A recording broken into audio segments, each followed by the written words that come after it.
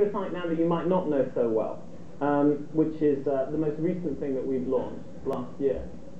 This is What Do They Know? And I'll just go to the home page so you can see it properly. So we only have had a freedom of information law very recently in Britain. In America they've had a law where you can ask for information from the government for 40 years, and in Britain we haven't. And as a consequence, the institutions around our freedom of information law are very new. Like in America, you have the National Security Archives. I think it's a big building in Washington. It's all full of paper, and it's had decades to be there. But when you have a very new law, that means that the only people who are going to build things are essentially those people who are around now. And as it happens, if they don't have very much money, they're going to use the internet. They're not going to build a big building because no one will give them any money to build a big building to put paper into.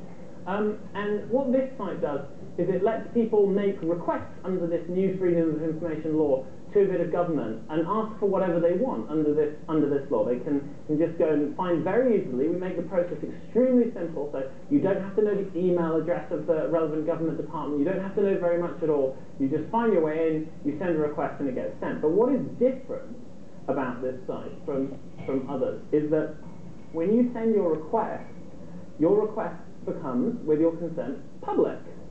So here we have a copy of the request sent by Steve Woods. I don't know who Steve Woods is, he's a user. I cannot help noticing that all the streets around my area of Britain are frequently littered with the rubber bands used to collect bundles of postal mail deliveries.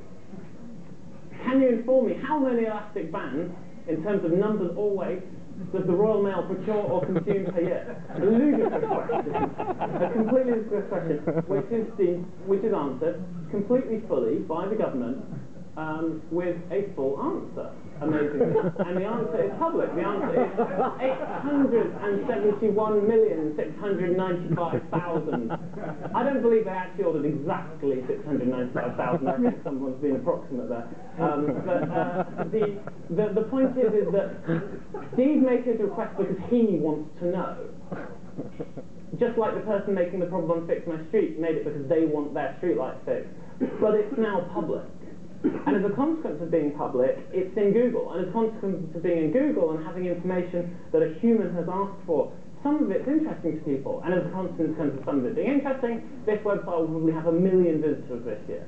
And this is essentially its sort of first full year of existence.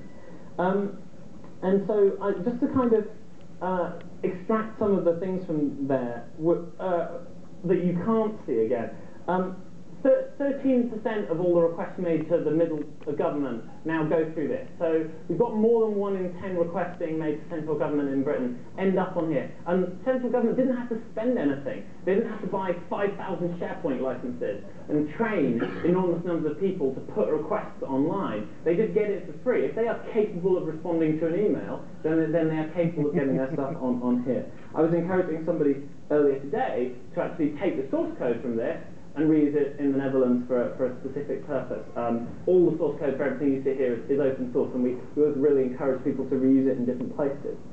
So here are 2 examples, and just because they're kind of quite nice, I just want to say this doesn't mean that we as an organisation have all the answers to how government should do participation and transparency and openness online. Just that there are some sort of interesting suggestions. And it also doesn't mean that there are not other ways.